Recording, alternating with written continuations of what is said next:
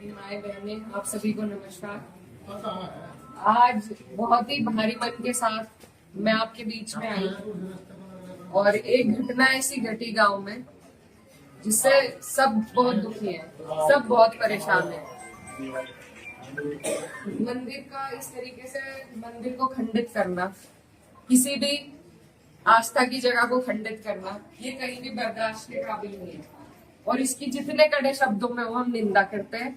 और जो भी कोई इसका मुजरिम है, जो चले गए, ना उनका कोई हिमायती है, ना कभी किसी ने उनकी हिमायत में फोन किया।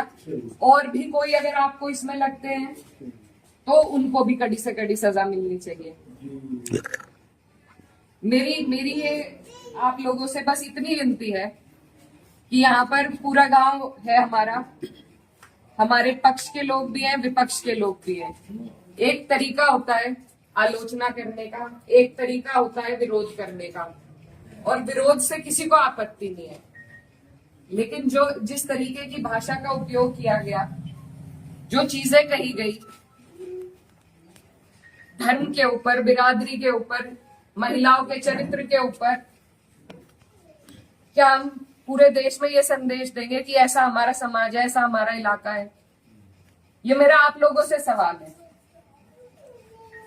मैं जब चुनाव जीती थी तो मैं इतनी खुश थी, इसलिए नहीं कि मैं जीती, इसलिए कि मुझे सर्व समाज ने, सर्व धर्म ने, सर्व जाति के लोगों ने मुझे अपना वोट दिया था। मेरे लिए उससे बड़ी उपलब्धि जीत की नहीं थी। और हर जगह आप देखेंगे, अगर मैंने कई कई बार ये बात कही कि मेरे लिए सबसे बड़ी उपलब्धि ये है कि मुझे सबने वोट दिया, सबने अपना आशीर्वाद दिया, अपनी बेटी माना, अपनी बहन माना, और आप सभी मेरी हिम्मत हो। आज अगर इस तरीके की बातें हमारे क्षेत्र से उठेंगी तो मुझे बहुत तकलीफ हुई, शर्म आई मुझे कि मेरे अपने, जो मेरे मामा हैं, नाना हैं, भाई हैं, आज उनके बीच में ऐसी बात हो रही। और ये सिर्फ मुझे गाली नहीं है, मेरे इलाके की, मेरे समाज की, मेरे इस इलाके की जितनी भी बेटियां हैं, जो मुझे यहाँ आके कहती थी कि दीदी हम भी आपकी तरह आगे बढ़ेंगे, हम भी आगे निकलेंगे, उन सब के कदम इससे डगमगाएंगे। और मुझे ये बात बर्दाश्त नहीं। मेरे पे तरह तरह के सवाल उठाए जा रहे हैं। मैंने कभी धर्म की राजनीति नहीं करी, कभी जात बिरादरी की भी नहीं राजनीति करी। मेरे लिए सब मेरे अपने हैं। जहां जिसे मेरी जिस वक्त समस्या होगी, जिस वक्त मेरी जरूरत होगी, मैं वहां पहुंचूंगी। मेरा परिवार बहुत सालों से, लंबे अरसे से राजनीति में है, आप लोगों के आशीर्वाद से। और हमारे वहां पर बाबूजी हुकुम सिंह जी का परिवार और हमारा परिवार लगातार राजनीति में रहा। कभी वो जीते, कभी हम जीते। लेकिन मैं आज उन्हें नमन करते हुए आपको ये बताना चाहती हूँ, कभी ऐसा नहीं हुआ कि किसी ने किसी पर व्यक्तिगत टिप्पणी करी हो, किसी ने किसी को इस तरीके की ओछी बातें कही हो। तो वो एक राजनीति का स्तर था। और आज जो राजनीति का स्तर हम लेके आ रहे हैं, मेरे काम हो सकता है लोगों को पसंद ना हो, बिल्कुल 5 साल बाद मुझे आपके बीच में आना है। मैं किसी आपकी कसौटी पे खरी नहीं उतरी, मैं वोट मांगने की भी हकदार हूं, और आपको देना भी नहीं चाहिए। लेकिन अगर कोई आपके इलाके से कोई लड़की अगर हौसला कर रही है, आगे बढ़ रही है, तो क्या उसे गालियां मिलनी चाहिए? क्या मैं आपके समाज की बेटी नहीं हूं? ऐसी ऐसी बातें रोज देख देख कर कि इन्होंने तो धर्म बदल लिया था,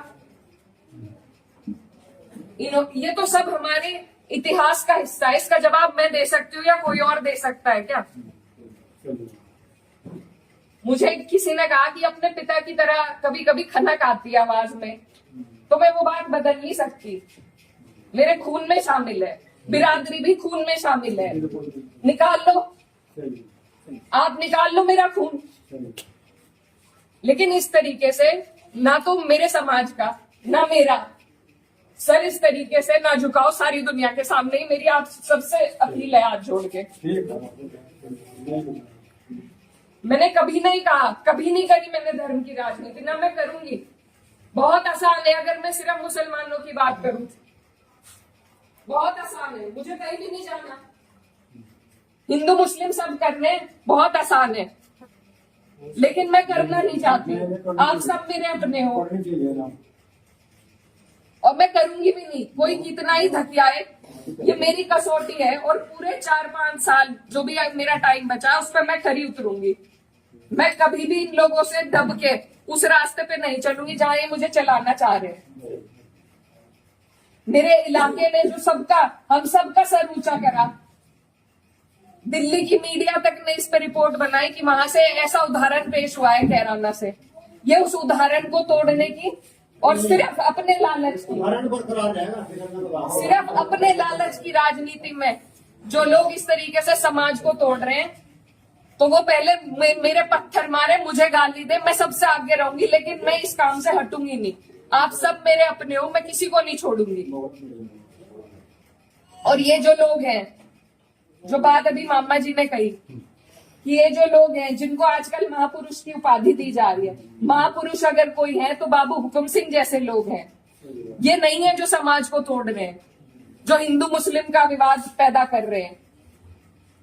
हमारा ये गांव, आसपास का जो इलाका है, सबसे पहले अपना पड़ोस होता है, बाकी चीजें बाद में होती है। और जब पड़ोस में इस तरह की नफरत भर दी जाएगी, बो दी जाएगी, तो बताइए हम कहाँ जाएंगे।